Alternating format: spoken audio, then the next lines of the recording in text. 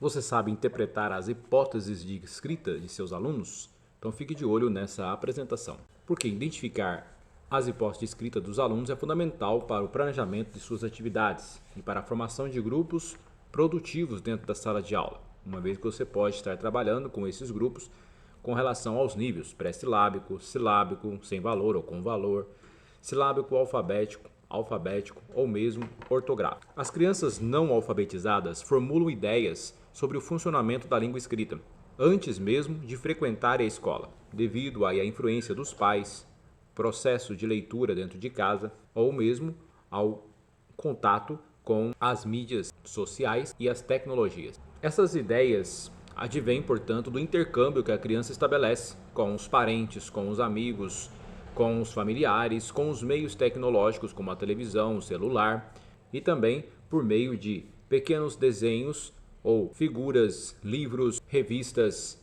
etc. Essa evolução do aluno quando chega na escola, ela não é exclusivamente gráfica, no sentido de grafar corretamente as letras, mas é uma evolução conceitual, no sentido de que como se processa o entendimento da escrita para a criança, do processo de que ele faz uma diferenciação entre o que é desenho, do que é letras e depois números.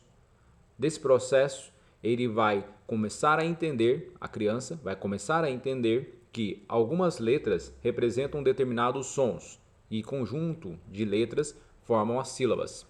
Então esse procedimento, esse processo mental é necessário que o professor consiga identificar. Por isso, identificar as hipóteses de escrita de cada aluno é condição primordial para planejar as atividades adequadas e principalmente os agrupamentos produtivos na turma. Vamos avaliar algumas escritas. No caso da aluna Renata, podemos ver que uma aluna de 7 anos está no nível pré-silábico, no qual ela desenha praticamente a mesma figura, muito próximo de uma letra L ou E, para todas as palavras. Essa aluna estabelece uma relação entre o tamanho da palavra com a quantidade de figuras. Portanto, para canetinha e tesoura, que são palavras maiores, ela coloca maior quantidade de símbolos, enquanto para cola e giz ela diminui essa quantidade. Dizemos, portanto, que essa criança está no nível pré-silábica, sem variações quantitativas ou qualitativas dentro da palavra e entre as palavras. Ou seja, não há variação de letras, né? E também em relação à sonoridade das palavras. Porém, essa aluna já consegue diferenciar o que é desenho do que é um escrito, né? O desenho como representação de algo que não dá para ser lido, enquanto que o escrito representa já alguma coisa que pode ser lida.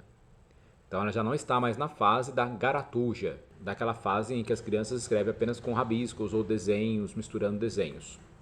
A leitura que ela realiza, ela é de forma global, não tem segmentação, não tem separação das letras. Ela desliza o dedo sobre o escrito como um todo, né? Porque ela não consegue identificar ali as sílabas. Então, canetinha, né? Se nós voltarmos aqui, canetinha, né? Ela deslizaria o dedo sobre toda essa extensão de letras E. Vamos para o próximo. Natália. Natália, de 4 anos, ela já utiliza as próprias letras que estão no nome dela. Nós podemos identificar aqui o A, o L, o N e o I. Portanto, é uma criança que está numa outra fase do pré-silábico. Ela já consegue trabalhar com letras diferenciadas, mas ela repete o mesmo padrão, né, para todas as palavras, tanto para o nome dela quanto para brigadeiro, refrigerante e bolo. Então, há uma exigência mínima de letras ou símbolos, né, nessa variação de caracteres. Nós podemos notar aqui uma exigência mínima, né, 4 letras, e ela estabelece uma relação com as letras do nome dela, mas não existe uma variação entre as palavras. Todas as palavras possuem os mesmos caracteres que tem no nome dela. A leitura do escrito também é sempre global, com o dedo deslizando sobre o registro feito. Vamos analisar agora a escrita de Larissa, 7 anos. Também é uma escrita pré-silábica, no qual a aluna utiliza outras letras e não apenas letras que estão no nome dela. Nós identificamos a letra B, a vogal A, O, I e a E. Então, há uma variação, né? Então, existe uma exigência mínima de letras e símbolos, novamente, com variação de caracteres dentro da palavra, né? O que é muito próximo do que a Natália fazia, mas não entre as palavras. A leitura do escrito também é global, com o dedo deslizando sobre o registro escrito. Analisemos agora a aluna Romina, 4 anos também. Nós temos uma variação das letras dentro das palavras. Podemos ver aí algumas começando com R, outras com O, no caso de pato, e no caso de casa, começando com a vogal A. Então, temos uma variação nas vogais, uma quantidade mínima de letras estabelecidas, letras que estão no nome dela, o R, o O, o I e o A, né? As vogais A, O, I e a consoante R, que estão presentes no nome dela, também são utilizadas. Portanto, essa aluna também se encontra na fase pré-silábica, com a exigência mínima de letras ou símbolos, com variação de caracteres dentro da palavra, como nós vimos, e também entre as palavras, né? Ela, diferentemente de Natália, né? Voltemos a Natália para a gente ver. No caso da Natália, ela escreve todas as palavras começando com a vogal A e tem a mesma sequência A-L-N-I, também de 4 anos. Já a Romina, ela utiliza as vogais do nome dela e a consoante R, mas ela inverte a posição das vogais. Então, há uma diferenciação. Então, por isso que há uma variação de caracteres dentro da palavra e entre as palavras. Variação chamada qualitativa, intrafigural e interfigural. Isso significa que nesse nível o aluno considera, né, que as coisas diferentes devem ser escritas de formas diferentes. Embora não consiga identificar as letras, as sílabas para cada palavra, na formação da palavra, ela consegue variar. Ela entende que é preciso variar as letras, diferentemente de Natália. A leitura continua sendo global, com o dedo deslizando por todo o registro escrito. Analisemos agora a hipótese de escrita de Eric, 5 anos. Vamos então à hipótese de escrita de Eric. Notemos que Eric já deu um avanço, saiu do nível pré-silábico para o nível silábico. Contudo, ele ainda não consegue identificar o grafema e o fonema. Notamos que, por exemplo, que ele não faz a ligação entre o som, fonema, com a grafia do fonema. A fase silábica significa que o aluno consegue compreender que as palavras têm divisões, as chamadas pausas sonoras. No exemplo dado, a palavra sapó constitui 2 pausas sonoras. Sa-pó. A palavra patinho constitui 3 pausas sonoras, portanto, 3 sílabas. O aluno percebe isso, porém, ele ainda não consegue identificar o valor sonoro dessas pausas sonoras. Por isso que ele utiliza as letras ou símbolos que ele conhece. Porém, ainda não existe uma correspondência sonora no pensamento da criança. Neste caso, o aluno se encontra, portanto, na fase silábica sem valor sonoro convencional. Cada letra ou símbolo corresponde a uma sílaba falada, mas o que se escreve ainda não tem correspondência com o som convencional daquela sílaba. A leitura é silabada. Ele já consegue identificar as pausas sonoras. Outro exemplo de leitura silabada e de hipótese de escrita idêntica à do Eric é a de Thalita, 7 anos. Ela também consegue identificar as pausas sonoras da palavra brigadeiro, da palavra pipoca, da palavra suco e da monossílaba bis. Porém, ainda falta estabelecer uma convenção entre o que se escreve com aquilo que se diz. Por isso que as letras não correspondem à sílaba. utiliza apenas uma letra para cada sílaba, como na palavra pipoca. E as letras não têm a correspondência com o som.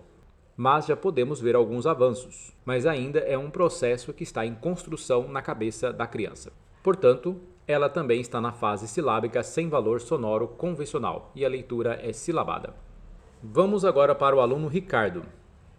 Ricardo tem 4 anos e se encontra num nível mais avançado. Ele está na fase silábica com valor sonoro.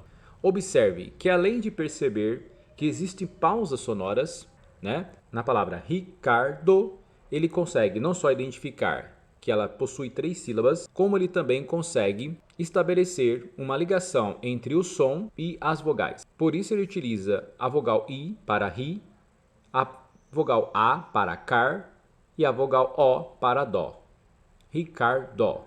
Podemos ainda notar a presença das vogais I, O, U, A, O, correspondendo ao som das sílabas da frase enganei o bobo na casca do ovo. Veja também a correspondência de algumas consoantes como o V, o M, note a presença do M, o que faz com que esse aluno esteja classificado dentro da hipótese de escrita silábica com valor sonoro convencional. Cada letra corresponde a uma sílaba falada e o que se escreve tem correspondência com o som convencional daquela sílaba, em geral representada pela vogal, mas não exclusivamente. A leitura é silabada. Qual é a hipótese de escrita de Antônio? Antônio possui 25 anos. Note que o aluno Antônio, apesar da idade, está também no processo de alfabetização. Porém, ele se encontra na hipótese de escrita silábico-alfabética. O aluno, além de identificar as pausas sonoras, a quantidade de sílabas, o aluno consegue utilizar maior quantidade de consoantes, além das vogais, para demonstrar o que está querendo escrever. Veja na frase, não vou trabalhar amanhã porque o Grêmio tem que reunir.